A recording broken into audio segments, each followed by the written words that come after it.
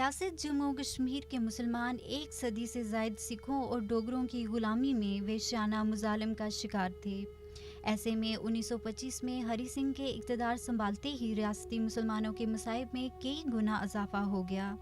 انہی وحشیانہ اور انسانیت سوز مظالم کے رد عمل میں مسلمانوں کی نئی نسل میں آزادی کے لافانی جذبے نے سر اٹھایا، جس کے نتیجے میں 1932 میں مسلم کانفرنس کا وجود عمل میں لا کر ریاستی مسلمانوں نے اپنے سیاسی اور جمہوری حقوق حاصل کرنے کے لیے ایک نئے سفر کا آغاز کیا۔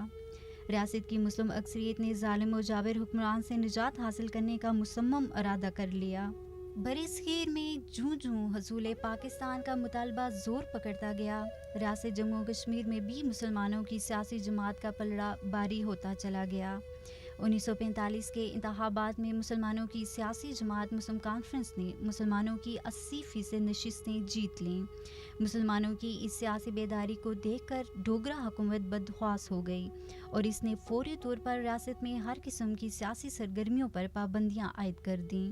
3 جون 1947 کو جب تقسیم ہند کا فارمولہ منظور ہوا تو برصغیر کی کم و بیش 562 ریاستوں کو یہ حق آزادی دیا گیا کہ وہ اپنی جغرافیائی اور معاشیاتی حقائق کے پیش نظر اپنی کثیر عوامی خواہشات کے مطابق بھارت یا پاکستان سے الحاق کر لیں۔ جن اصولوں کی بنیاد پر پاکستان قائم ہوا ہے، ان اصولوں کی بنیاد پر ریاست جموں اور کشمیر پاکستان کا حصہ بن جائے گی۔ اس الحاق کو روکنے کے لیے سارے ہندوستان کی قیادت بمیل لارڈ ماؤنٹ بیٹن کوششوں میں شروع ہو گئی، اور اس کوششوں کا پہلا مرحلہ یہ تھا کہ 3 جون 1947 کو ہندوستان کی آزادی اور پاکستان کے قیام کا اعلان ہوا۔ وہ اعلان viceroy Hindustan Lord Mountbatten نے کیا۔ 26 جون کو وہی لارڈ ماؤنٹ بیٹن، جس کو ہندوستان نے آزادی سے کے وقت پہلا گورنر جنرل بنایا، وہی لارڈ ماؤنٹ بیٹن 26 جون کو سری نگر گیا۔ ہندوستان میں اس وقت 650 ریاستیں تھیں۔ لارڈ ماؤنٹ بیٹن نے صرف جموں کشمیر کی ریاست کو اپنے وزٹ کے لیے منتخب کیا اور وہاں جا کر مہاراجہ ہری سنگھ سے ملاقات کی، اس کو تھپکی دی۔ اس کے بعد کانگریس کے پریزیڈنٹ آچاریہ کرپلانی سری نگر گئے، وہ بھی نیشنل کانفرنس کے ورکرز شیخ عبداللہ کی پارٹی کے لوگوں کو حوصلہ دے کر آئے۔ اس کے بعد پشاور سے ولی خان گئے سری نگر، 3 دن وہاں رہے، اور انہوں نے بھی نیشنل کانفرنس کے ورکرز کو حوصلہ دیا۔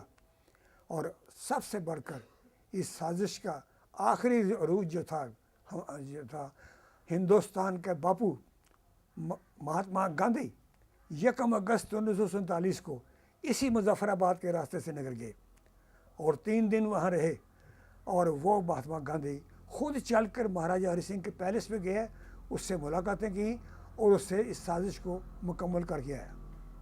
ریاست جموں کشمیر کی آبادی 80% مسلمانوں پر مشتمل تھی۔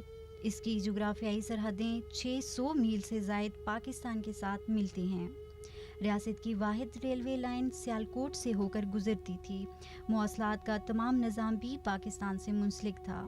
ریاست کی درآمدات اور برآمدات کا راستہ بھی پاکستان سے ہی تھا۔ ان حقائق کے پیش نظر ریاست جموں کشمیر کا پاکستان سے الحاق لازمی اور قدرتی عمل تھا، لیکن ہری سنگھ اور کانگریسی لیڈروں کے متصابانہ عزائم اس فیصلے کے برعکس تھے۔ انہوں نے اپنے منفی عزائم کو عملی جامہ پہنانے کے لیے لارڈ ماؤنٹ بیٹن کے ساتھ مل کر سازشوں کا ایسا جال بنا جس میں مقبوضہ ریاست جموں کشمیر کے بے بس اور مظلوم مسلمان آج تک بری طرح گرفتار ہیں۔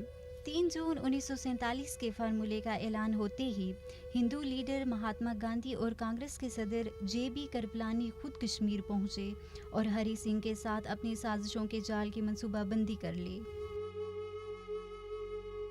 ریاستی حکمران اور کانگریسی لیڈروں کی مکارانہ چالوں کے پیش نظر ریاستی جماعت مسلم کانفرنس نے 19 جولائی 1947 کو باضابطہ طور پر ریاست کا الحاق پاکستان سے کرنے کی قرارداد منظور کر لی اور واضح کر دیا کہ وہ ہندوستان کے ساتھ نہیں بلکہ مسلم اکثریت پر مشتمل پاکستان کے ساتھ اپنے مستقبل کو زیادہ درخشاں اور تابناک دیکھتے ہیں۔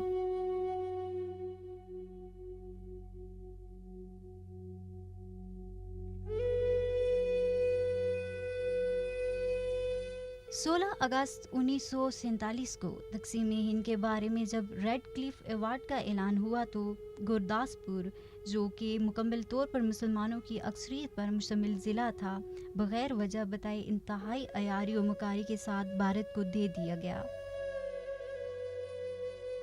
क्योंकि गुरदासपुर के बगैर भारत को रियासत जम्मू कश्मीर पर गासबाना कब्जा करने का और कोई ज़मीनी रास्ता दस्तयाब नहीं था।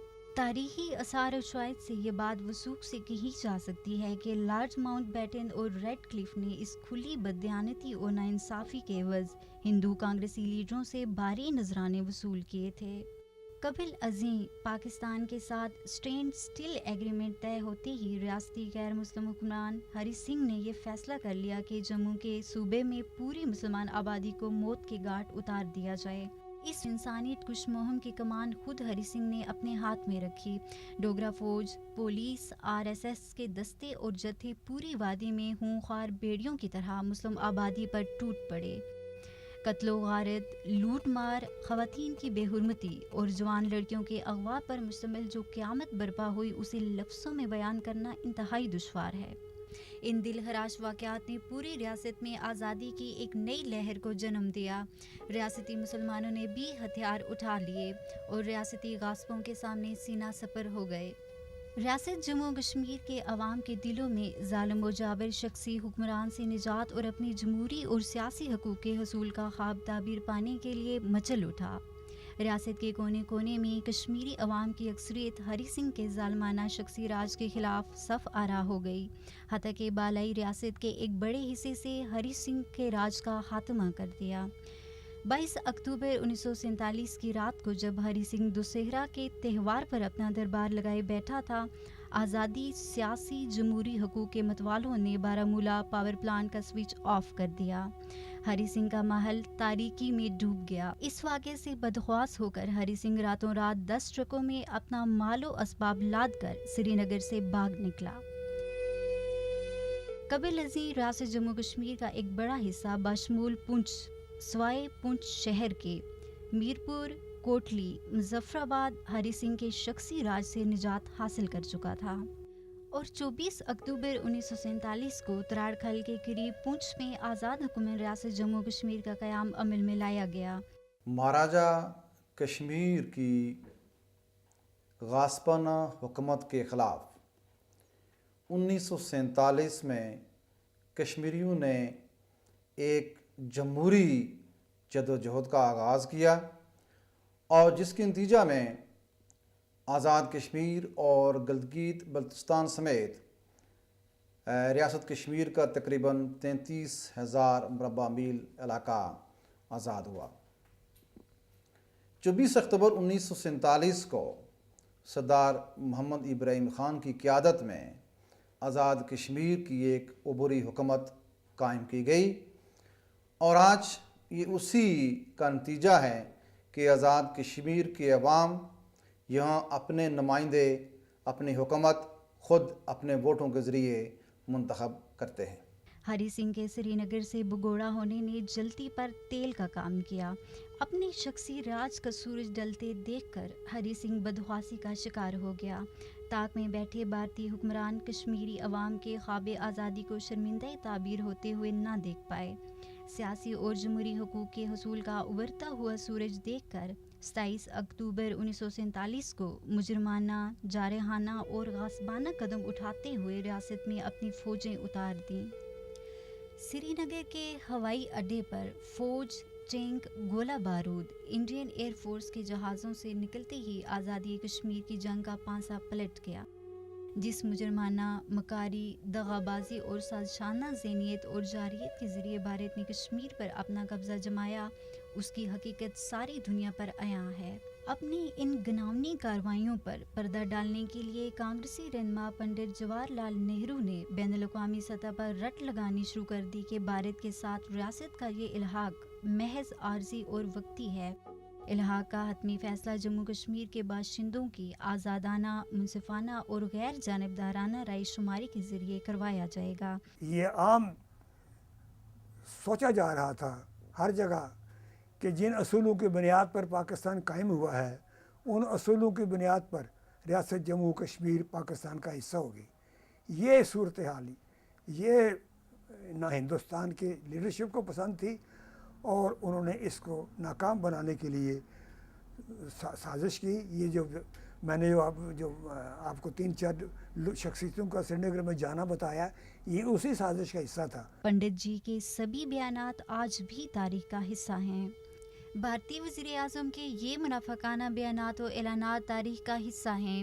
یہ سب کے سب الفاظ کا گورکھ دھندا اور پرفریب وعدوں کی نمائش تھی، جس کے ذریعے اقوام عالم کی آنکھوں میں دھول جھونک کر اپنا الو سیدھا کرنا تھا.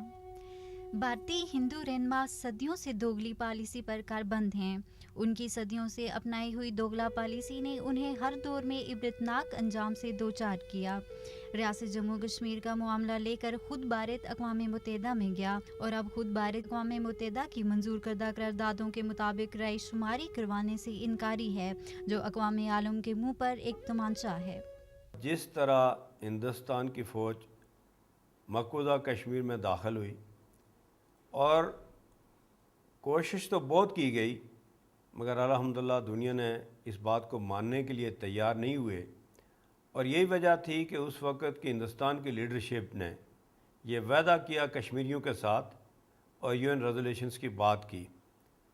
میں سمجھتا ہوں کہ ہندوستان کی خیر و بقا اسی میں ہی ہے کہ وہ اپنے اس بات پر، اپنے اس لیڈرشپ نے جو وعدہ کیا تھا UN ریزولیشنز، اس پر اگر وہ عمل کشمیریوں کو فیصلہ کرنے دیں. اگر وہ نہیں کر سکے تو میں وثوق کے ساتھ کہہ سکتا ہوں کہ ایشیا میں امن قائم نہیں ہو سکتا. یہ اخلاقی ذمہ داری بنتی ہے اقوام عالم کی کہ جو کچھ مقبوضہ کشمیر میں آج ہو رہا ہے، اور جس مشکل حالات میں مقبوضہ کشمیر کے ہمارے بھائی بہن عزیز و اقارب موجود ہیں، اور ہندوستان کی فوج جس طرح سے مقبوضہ کشمیر میں قبضہ جما کے رکھی ہے، جو آئے دن قبرستان ہمیں مل رہے ہیں، جو آئے دن ہندوستان کی میڈیا بھی یہ بات کہنے کو تیار ہے، ہندوستان کا صحافی بھی یہ بات کہتے ہیں، ہندوستان کے ریٹائرڈ جنرلز بھی یہ کہتے ہیں کہ مقبوضہ کشمیر میں ظلم ہو رہا ہے. تو میں سمجھتا ہوں کہ خیر اسی میں ہی ہے کہ ہندوستان اپنی اس بات پر آ جائے اور UN ریزولیشنز کی اس قرارداد پر وہ اتفاق کرے اور کشمیریوں کو فیصلہ کرنے دے. اور اگر ہندوستان یہ بات نہیں کر سکا تو میں انشاءاللہ مقبوضہ کشمیر کے اپنے بھائیوں کو یہ یقین دلانا چاہتا ہوں کہ بیس کیمپ کے بچے اور جوان اور بوڑھے آپ کے ساتھ ہیں، مسلح افواج پاکستان آپ کے ساتھ ہے، پاکستان کے عوام آپ کے ساتھ ہیں، اور انسانیت کو سمجھنے والے اقوام عالم کے لوگ آپ کے ساتھ ہیں. اور انشاءاللہ وہ وقت دور نہیں کہ ریاست جموں و کشمیر کے لوگ گٹھے ہوں گے، اور ہندوستان اس بات پر ہم اس کو مجبور کریں گے اللہ کے حکم سے کہ ہندوستان مقبوضہ کشمیر کو چھوڑے، فیصلہ کشمیریوں کو کرنے دے. اسی میں خیر و برکت ہوگی ہندوستان کی. ہم چونکہ ہم کشمیری پرامن لوگ ہیں، ہم ہندوستان کو فتح نہیں کرنے چاہتے، مگر یہ ہندوستان نہ اس بات کو سمجھے کہ کشمیر کی تحریک کوئی ٹھنڈی کر سکے گا، یا ریاست جموں و کشمیر کسی سے ڈکٹیشن لیں گے. کوئی دنیا کی صورت انشاءاللہ ہمیں قبول نہیں ہوگی. جب تک ریاست جموں و کشمیر کا بچہ زندہ ہے، ہم ریاست جموں و کشمیر کے بالکل ہمارا ایمان ہے کہ ہمارا اس وقت تک ہم نہیں آزادی سے امن سے نہیں بیٹھیں گے کہ جب تک ریاست جموں و کشمیر کو آزادی نہ دلا سکے. کی مذمت کرتے ہیں جو اس کی کمٹمنٹ پر اس نے پاسداری نہیں کی، اور آج بلیک لاس کے اندر مقبوضہ کشمیر میں جو تشدد، جرم اور زیادتی کی جا رہی ہے، اس ریزولیشن کو آن نہیں کیا جا رہا. اس میں ہم سراپا احتجاج ہیں. اس کی جمہوریت کا پول کھول رہے ہیں. جو مدر آف ڈیموکریسی کہتا ہے، ہیومن رائٹس کی بات کرتا ہے، فنڈامنٹل رائٹس کی بات کرتا ہے، رول آف لا کی بات کرتا ہے، آئین کی بات کرتا ہے. میں یہ سمجھتا ہوں سب کی وہ نفی کر رہا ہے.